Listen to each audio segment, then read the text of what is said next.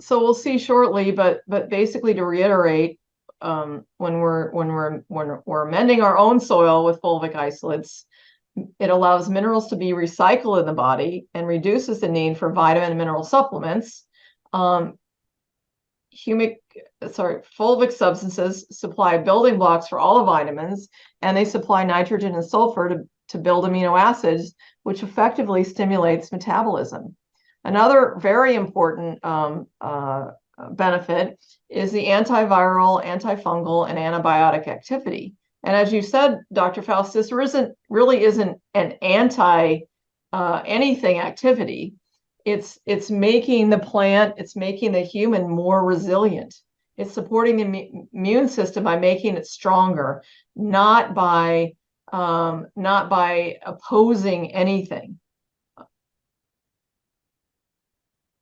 And the way I also explain it to my patients is that when you have electricity supplied to your cells in adequate amounts, it's like you're building this electromagnetic, not like, but you have built an electromagnetic force field around yourself that gives you strong protection. It's like the Starship Enterprise. When they were in trouble, somebody was on the console and they'd hit a button and the electromagnetic force field would surround the ship. And that's what these pure fulvic isolates are doing. It's building a strong it's building a strong electromagnetic force field, which provides strength and resilience to the cells, to the body. And that's effectively then antiviral, antifungal, and antibiotic, because these bad microbes, the bad funguses, the bad viruses, the bad bacteria don't have the capability of overcoming a strong force field. We know that in the soil, fulvic substances break down pesticides and herbicides, including glyphosate. We know that fulvic substances enhance DNA and RNA synthesis, and we know they're chelating. They will chelate heavy metals.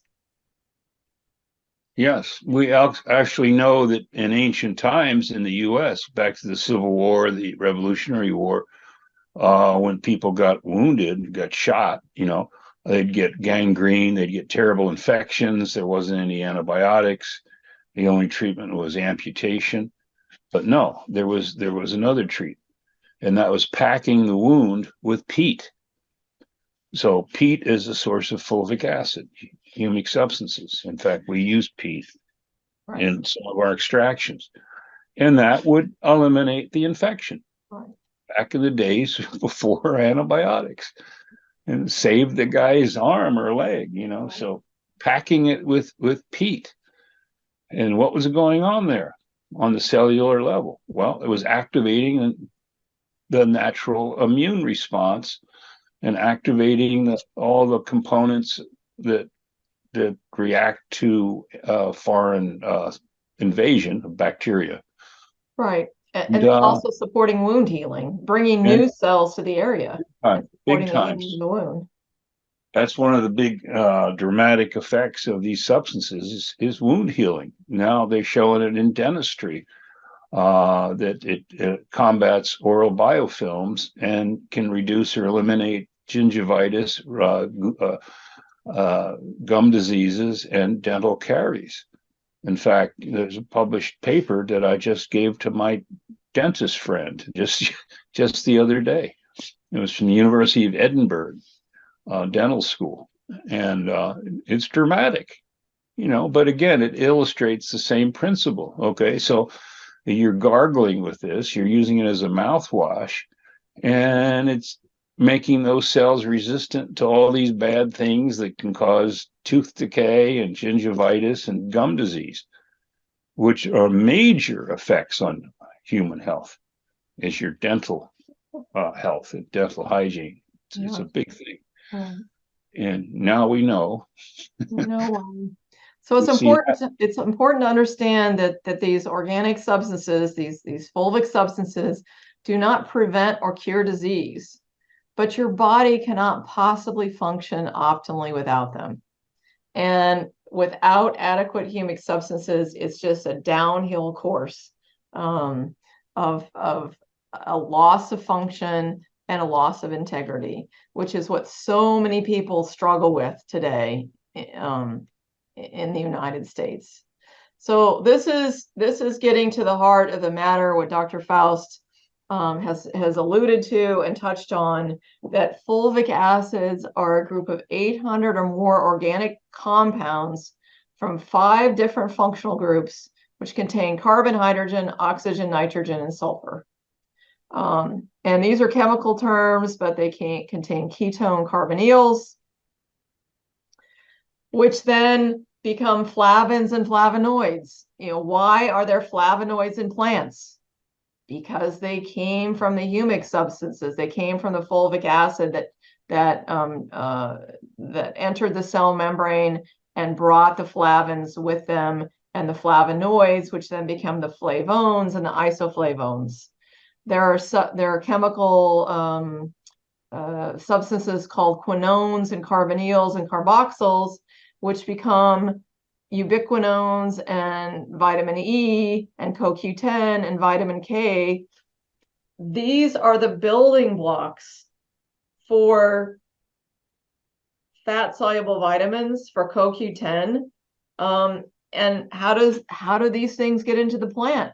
Because they are coming in on the back of the fulvic substances. Phenol carboxyls, they are the polyphenols, the tannins. Why are there polyphenols in blueberries and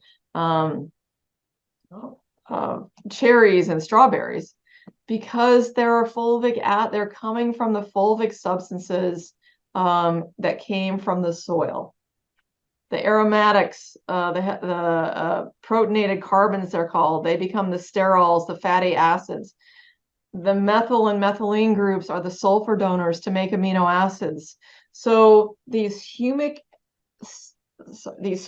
substances, which are a fraction of the humic substances, are the building blocks for amino acids, for vitamins,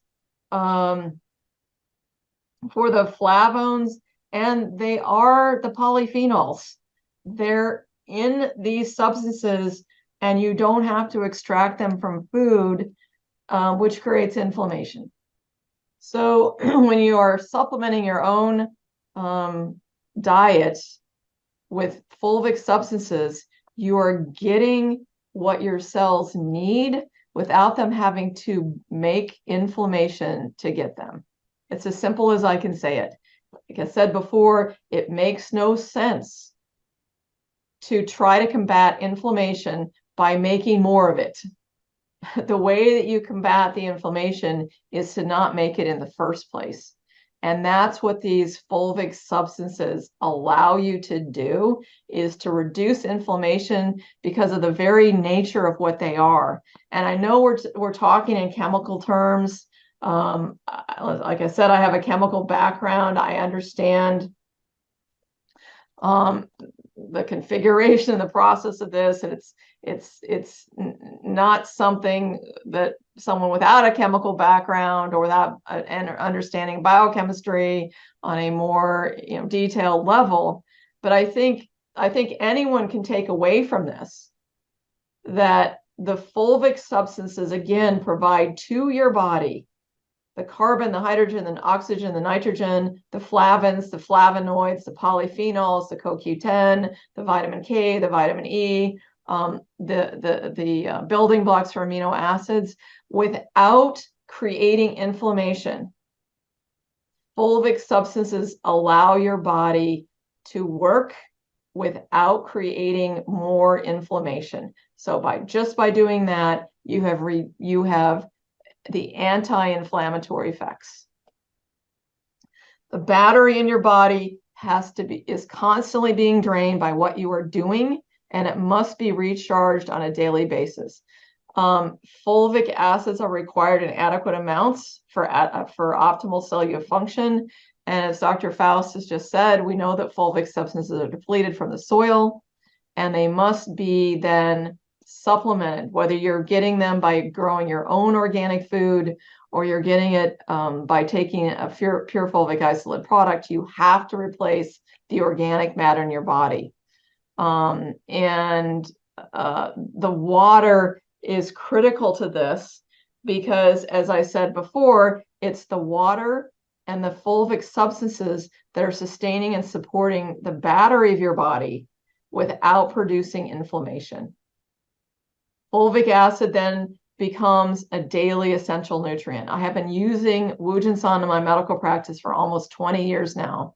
I see this as something everyone needs to even begin to start the healing process, because without electricity, you can take all the vitamins, all the supplements, try to micromanage with herbs and whatever else is out there to treat whatever disease you're dealing with.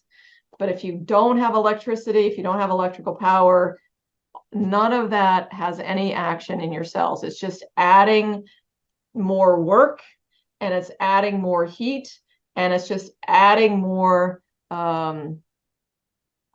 sluggishness to your body. A sluggish body doesn't work. And that's when we get back to the rescue chemistry. Dr. Faust has very carefully discussed that in the plants, if they aren't being sustained, supported, the soil isn't being sustained and supported with the organic matter, that it's a constant battle to try to rescue the soil, which ultimately leads to soil that doesn't work. What was the term you used? Black alkaline. Yeah. Formation of black alkali, or just compaction.